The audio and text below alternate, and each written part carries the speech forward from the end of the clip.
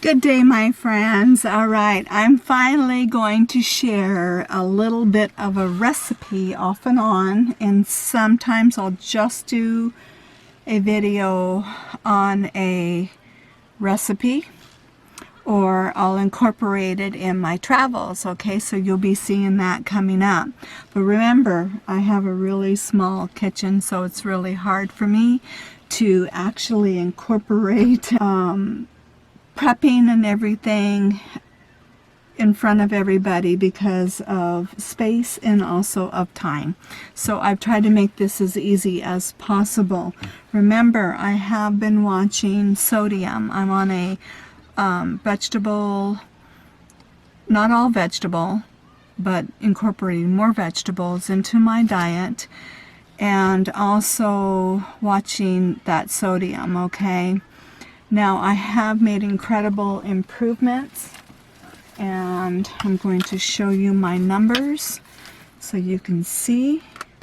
Now, I was 129 over, okay, that's the last three averages. Can you see that? All right, and then if I look at the last couple, that was the day trying to get ready for the doctor. So considering I was the night before going to the doctor, I had a lot going on. Those numbers have come down quite a bit. Remember, you do want to be anything 140 over 80. Okay, so is good. So that one's just a tad high, but nothing too bad to be worried about. 118 over 70. Okay, and 128 over 75. Remember, I need to be below 140 over 80. So incredible numbers, right? Considering no medication. So you get the idea. 116 over 73. All right. I had maybe one high number, but I had a little stressful thing that happened, and I can definitely yeah, I think this is 128 over 89, so the 89 is a little high, but really not hardly at all. So I've been making incredible results, right? Just by watching food, watching that sodium, and also stress management. I've been really trying to work on when something happens or I'm dealing with something stressful in my life in trying to handle it better. I'll have another video over how I'm doing that part of it, okay? So in the meantime, I'm going to share a little recipe that I have thought of, and again, I always try to be creative on what I have on hand. That comes from also being diet controlled diabetic for almost 25 something years. I mean, it was since 1993. So I have been diet controlled diabetic, so I made tremendous, obviously long-term great results with that because they consider me reversed. I'm only a little high when I wake up in the morning now. That could be age related, but I just don't eat a lot of carbs in the morning. Okay, I might mix a little more carb in the afternoon when I'm a little more busy, a little more active. Then I'll incorporate a little bit then. So this meal is going to have a little bit of carbs, but it's healthy. It's quinoa and a brown rice, and what I'm going to do is modify, which is what I've been known to do because of my diabetes, is modify recipes according to my health needs at that particular time in my life. So I'm going to make a tabbouleh. I don't know if anybody's aware of that. I think it might be like Mediterranean kind of a dish, and it calls for bulgur wheat, but I try to keep away from wheat products. That just is my way of reducing pain and inflammation that can come from things like that. I've tried to go gluten-free. So I kind of want to watch what I'm using. If I am going to use a type of, grain or something, I want to make sure it's going to be gluten-free, okay?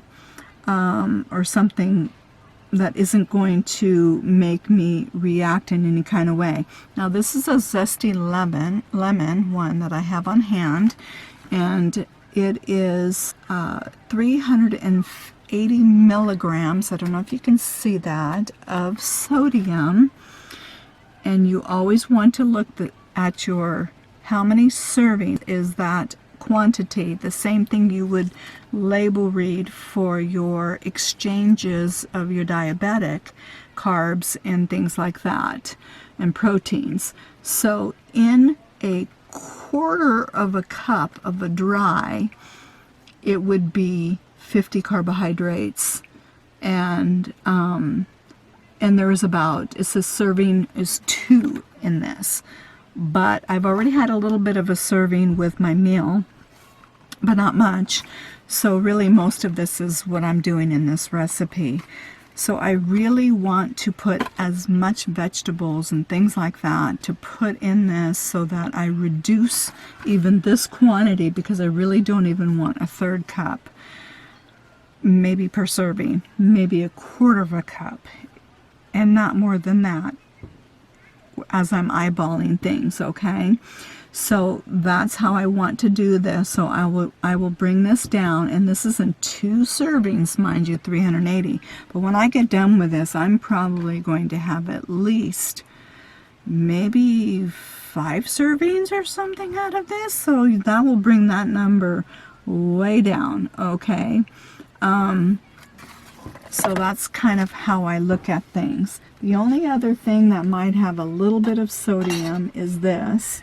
And this is olives that I'm going to go ahead and add in here. It doesn't call for olives in most tabbouleh, but because I don't have mint, I'm lacking mint. Mint is really wonderful in this. It's a nice, good summer recipe, and it's cool and refreshing because it's with cucumbers and mint and with lemon, or I'm going to be using lime because I'm not one to buy a lot of lemons. I don't have any lemons on hand, so I'm going to use up the lime that I have. So I'm just going to add a little bit of this. I've got everything ready, so let's get started on mixing everything together and what I have and what I might have modified, okay? Okay, so what I want to show you is this. I don't use a lot of lemon, actually. I do lime, and I like lime in my water now, so I think it really makes the water refreshing, especially as the weather is getting hotter. So I've already put 1 in here, but you just cut your lime in half, and it just kind of sits inside of here. If you've never used one of these, it's really great and so easy to clean up in a van. Remember, I'm always looking for things that are easy to clean up. And you just squish it, see, and all the juice comes out. It's wonderful. A little harder to use a lemon in this. It's too small. This is designed for lime, and some people might have already know about this. But I just love this, okay? And then there's the back side of it. And it's just so easy to clean. I just, see, clean the back, clean that. I mean, super easy. Love things like that. So what I put in here is a 1/4 cup of olive oil. I've got 2 limes because I don't have the lemon, and a little bit of pepper, and then I'm actually going to put Himalayan salt to taste, and you want to use your real salt, just a little bit, not too much, so I prefer not to mix that in there. I'm going to put it in separately, okay? Now, I already have cooked my quinoa and rice mixture, so that's already pre-made right here, already cooked up. All I have to do is add in my vegetables and stuff like that, and I have that here, so you can see I have 1 cucumber, I have I'm putting celery. It doesn't call for celery, but I really like the crunch of things, and I love celery. So I'm going to go ahead and put that in, but remember, normal recipe does not call for that. It does call for some green onion. I probably use a little less than what they call for. The recipes will call for cherry tomatoes, but I am using, in your tabbouleh, so I'm using the Roma because that's what I buy. I don't like to buy extra things when I'm on the road that I'm just going to make for one ingredient. I just like to use what I have on hand. It also calls for parsley. I'm not one to buy parsley. I don't want to buy parsley for just one dish because I'll have so much left over. I'm in a van and I don't want to do that. You can buy just little, you know, they have it in bulk and you can buy just your little bit of amount, but I rather just use what I have on hand. So I'm actually going to use some kale that I have. I think that'll be fine. And then of course it calls for the mint. I really would have loved to put the mint in there, but I'll do that next time. I will get a little bit of mint to have on hand, and then or maybe even get the dried, okay, so I can add that in. So what I'm going to do is just add this in.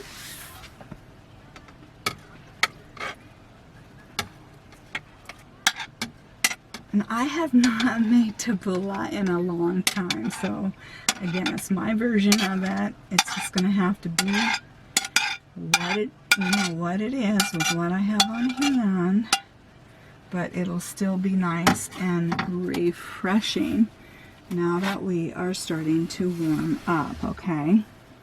So I'm going to just put a little pinch, not much, but this will give us the minerals and the good salt that our bodies do need. I'll start off with just a little pinch. I don't know, I don't always measure things, but about a quarter teaspoon or something. I'll start with that and see how it tastes. Alright, and then I'm going to mix the oil with the lime and just pour that all in there. Oops, lost a little bit over here. And then mix it all up. Oh, can't forget just a tiny bit. I'm going to use a fork because I don't want all the juice, just a little bit. And the reason I'm going to go ahead and put this in, because if anything with, you know, we know with lime or something, even Mediterranean or even Hispanic, Spanish dishes, you can't go wrong with the olives, right?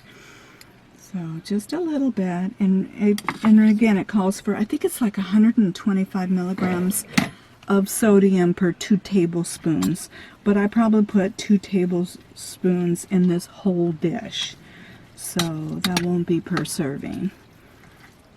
So I would say out of each meal, this probably only has, I would honestly say no more than probably 150 milligrams of sodium, probably,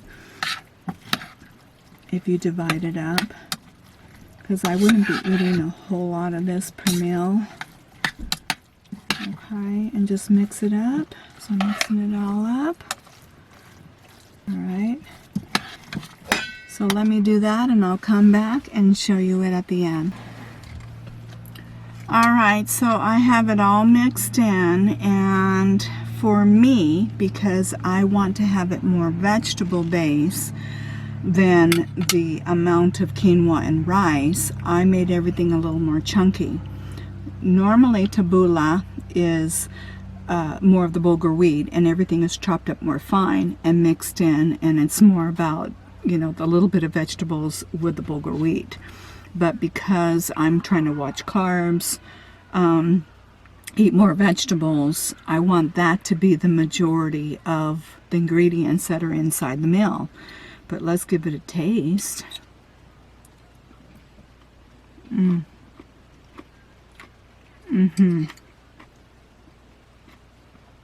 Oh, this is really good. Very, very good, actually. Wow. Yeah. And to the little mint, though, would be perfect, but that's okay. It's pretty yummy. So it is a nice, refreshing, like I said, meal. The other thing to keep in mind, in the future, I will probably not be doing any box stuff like this. I just had it on hand. I thought, well, shoot, I've got to use it up. I might as well use it and do something different with it. And I had all this ingredients, and I thought, well, let me just kind of make my own version of a tabbouleh, you know.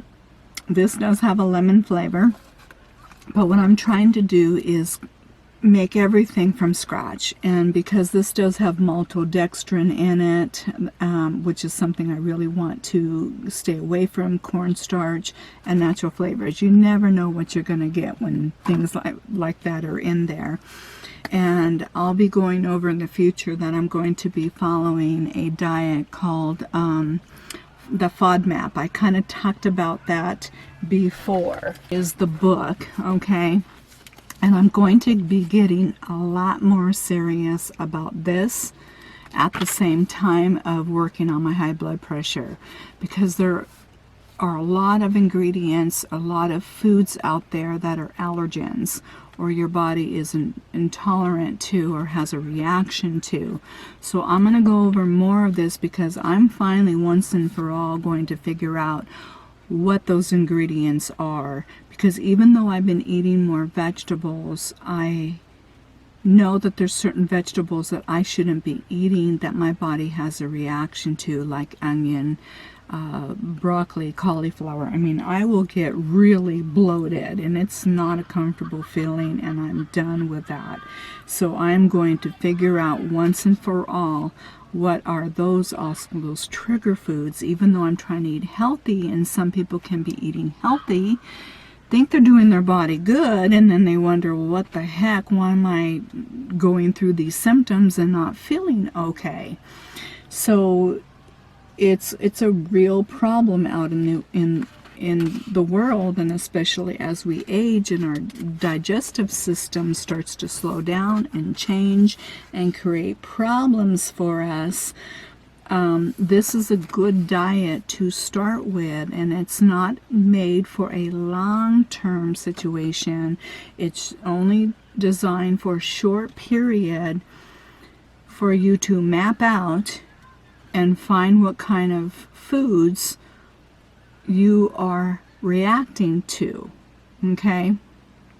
And many different reasons. So I'll go over this in the future as soon as I learn more about it. Okay, and I know one of the things that I cannot eat while I'm going through this, one of my avoidance foods is going to be like the yellow onions, the white onions, the garlic and cauliflowers, you know, a lot of that kind of stuff. So we'll talk about why in another video. For those that want to know more about it, I will be talking about it. So in the meantime, this has foods in here at this point in my life that I'm okay. I'm probably going to have to take tomato out eventually, I think.